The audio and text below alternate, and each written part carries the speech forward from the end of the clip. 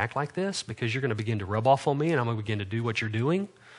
I mean, 1 Corinthians 15 says bad company corrupts good morals. So that right there is telling us that we have to be discerning, right? But we do bear fruit. Go to John 15. Look at verse 5. He says, I am the vine, and you are the branches. He who abides in me, and I in him, he bears much fruit. For apart from me, you can do nothing. He says there, he who abides in me, and I in him, bears much fruit. You want another passage that makes it even clearer? Go to Matthew 13:23. This is the parable of the soils. Soil. I always have trouble with that word. But look at the last condition of the soil, which are the conditions of the heart, in verse 23. This is where it fell on good ground, good soil. Soil. Okay. He says, this is the man who hears the word and he understands it. You want to find out if a person is a Christian? Just ask them to explain to you the gospel. I've had deacons in churches in the past that could not explain the gospel. I was thinking, why are you a deacon? You're not even saved. The only difference in the conditions of the hearts of all of those that he described right there is that this one that bore fruit understood the gospel. If you don't understand the gospel, you're not going to bear fruit. He says, he heard the word, he understood it, who indeed bears fruit and brings forth some 100-fold, some 60, and some 30. He bore fruit. We all bear fruit to something. When we were in the flesh, when we were unredeemed, when we were unconverted, we bore fruit to death. But now as a child of God, we bear fruit to life. You go into Matthew chapter 7 also, and Jesus tells us how we can discern a false prophet. He says you're going to know them how? By their fruit.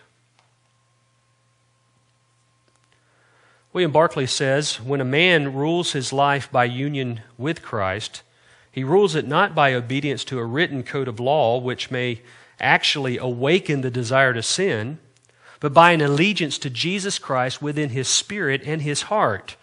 Not law, but love is the motive of his life. And the inspiration of love can make him able to do what the restraint of the law was powerless to help him do. When I read something like that, I think of Martin Luther. Martin Luther, before he was liberated at salvation, he was miserable. And he hated the righteousness of God. And he hated the God who was righteous.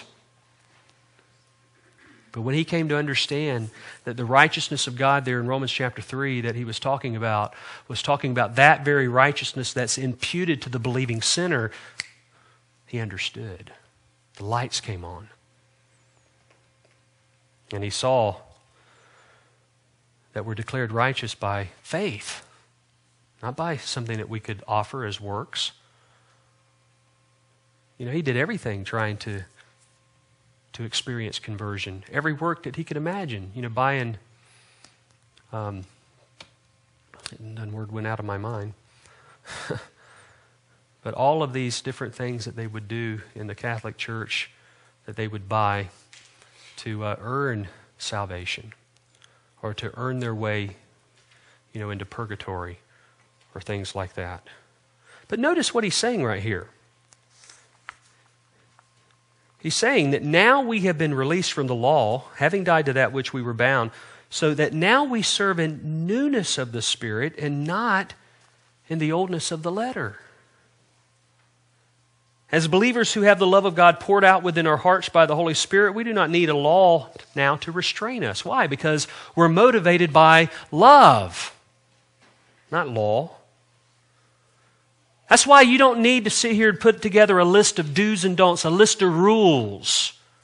Because all that is legalism. You don't want to be driven by that. You don't want to be driven by law. You want to be driven by love. Let me describe it in this way.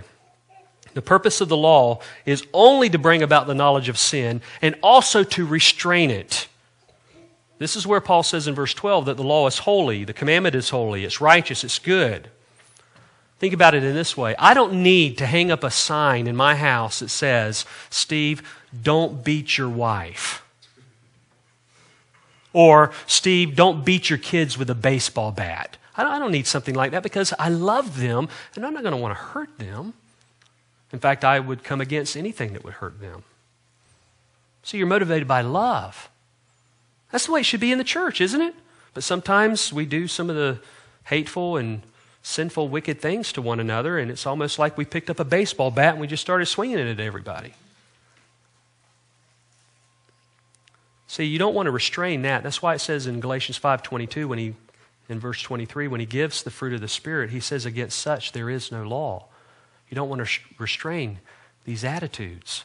You don't want to restrain love and joy and peace and long-suffering and kindness and goodness and faithfulness and gentleness. You don't want to restrain that. But you do want to restrain the works of the flesh.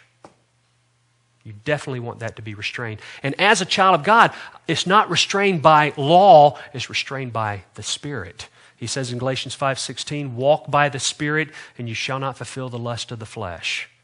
The key is walking in the Spirit. That's the very key right there. So the law is important. And really for the first time in our life, we're able to meet the demands of the law. And the demand of the law is righteousness.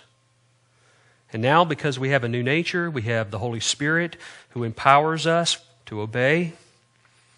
And even though we're no longer under the bondage or the penalty of the law, we're actually eager to live the godly standards that it presents to us.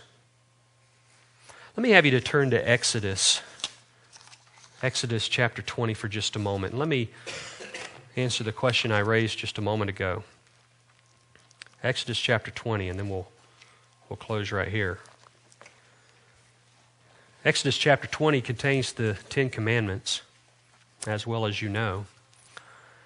And as a child of God, read it now in such a way and ask yourself a question. Am I to keep the law? Am I to obey these 10 Commandments? I am the Lord your God, verse 2, who brought you out of the land of Egypt, out of the house of slavery. You shall have no other gods before me. Are you to have any other gods before God?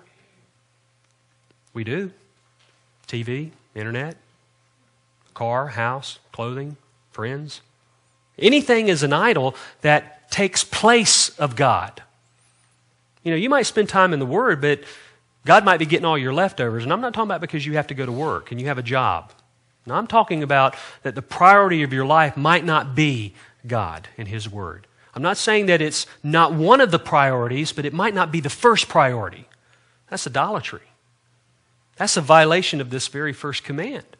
As children of God, as believers in Jesus Christ, aren't we to obey that? You shall have no other gods before me. You shall not make for yourself an idol or any likeness which is in heaven above or on the earth beneath or in the water under the earth. You shall not worship them or serve them. For I, the Lord your God, am a jealous God, visiting the iniquity of the fathers on the children, on the third and the fourth generations of those who hate me, but showing loving kindness to thousands, to those who love me and keep my commandments. We're not to erect some kind of statue and say, oh, there's my God right there. There's, I got a beautiful picture of Jesus in my house, and, I walk into the room every morning and say, hey, Jesus, and I bow down.